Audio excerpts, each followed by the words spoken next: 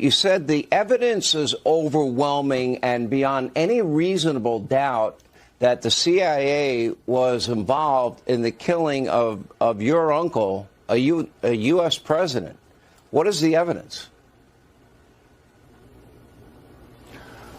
Well, there's millions of pages of documents, of CIA documents, of transcripts, of recorded conversations from the Cuban embassy in Mexico City. To summarize the evidence, there are, as I said in that podcast, there are confessions of people who were directly involved in the plot, who were involved in the planning of the plot, who were peripheral to the plot. There's a 60-year cover-up.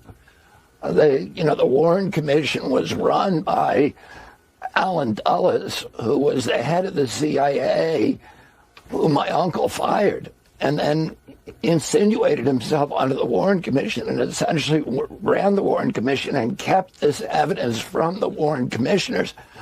By the way, when Congress, 10 years later, investigated the crime with much more evidence than the Warren Commission had at its disposal, Congress found that, yeah, it was a plot. It was a conspiracy. There were multiple people involved.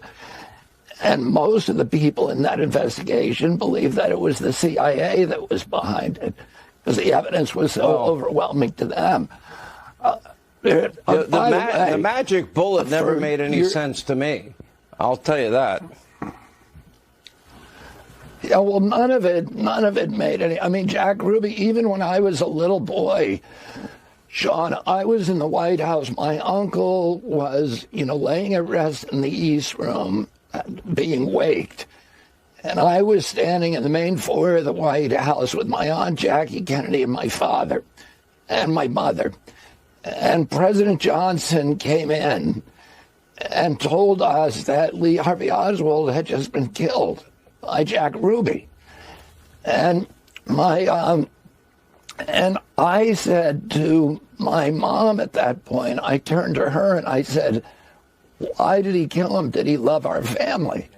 Well, that's a lingering question. What was Jack Ruby doing there? My father, when he investigated Jack Ruby, he found out that Jack Ruby had been deeply involved with Carlos Marcella's mob, with Sam Giancana, and all the people who were all of those mob leaders, Santos Traficante, who were the Havana casino owners, who had been recruited by the CIA in the Castro murder plot. So they were all working together in cahoots with the CIA. By the way, the day that my uncle was killed, I was picked up at Sidwell Friends School and brought home. The first phone call that my father made after J. Edgar Hoover told him that his brother had been shot was to the CIA desk officer in Langley, who was only a mile from our house. Yeah. And my father said to him, did your people do this? His next call was to Harry Ruiz, who was one of the Cuban Bay of Pigs leaders who had remained very, very close to our family and to my father. My father asked him the same question.